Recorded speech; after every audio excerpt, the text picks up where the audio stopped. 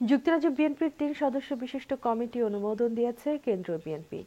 UK বিএনপির সাবেক আহ্বায়ক এম এ মালেককে সভাপতি, কয়সার এম আহমেদকে পুনরায় সাধারণ সম্পাদক এবং সদ্য বিদায়ী সভাপতি শায়েস্তা চৌধুরী কুদ্দুসকে কমিটির প্রধান উপদেষ্টা রাখা হয়েছে।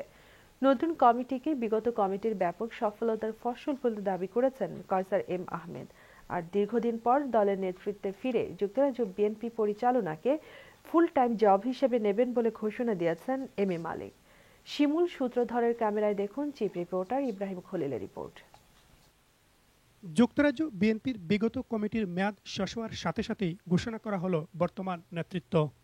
এর আগে গত 12 মে বিএনপির senior vice chairman Tarique Rahman যুক্তরাজ্য বিএনপির সকল জোনাল কমিটির সভাপতি ও সাধারণ সম্পাদকের মতামত নেন। তৃণমূল নেতাকর্মীদের মতামতের ভিত্তিতেই ঘোষণা করা হলো নতুন এই কমিটি। গত কমিটির সভাপতি শায়েস্তা চৌধুরী কুদ্দুসকে প্রধান উপদেষ্টা রেখে সভাপতি পদে এম এ মালেক এবং গত কমিটির সাধারণ সম্পাদক কয়সার এম আহমেদকে শপথে বহাল রাখা হয়েছে। আমি রিয়েলি গ্রেটফুল টু আমার প্রাণপ্রিয় নেত্রী দেশনেত্রী বেগম খালেদা জিয়া। আমি রিয়েলি গ্রেটফুল টু জনাব Tarique Rahman senior vice president, যে ওনারা আমাকে দায়িত্ব দিয়েছেন। প্রধান উপদেষ্টা, সভাপতি, সাধারণ সম্পাদক, এই 3টা পোস্ট দিয়ে সেন্ট্রালের আজকের যে কমিটি এসেছে।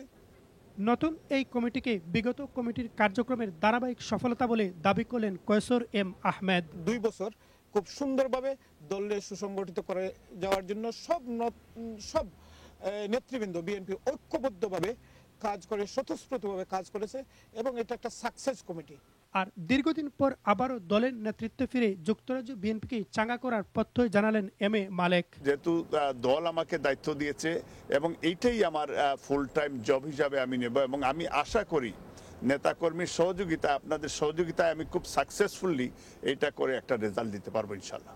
এদিকে নতুন এই কমিটিকে সাধুবাদ জানিয়েছেন বিএনপির নেতাকর্মীরা। তাদের আশা নতুন নেতৃত্বে সরকার বিরোধী আন্দোলন প্রবাসে আরও বেগবান হবে।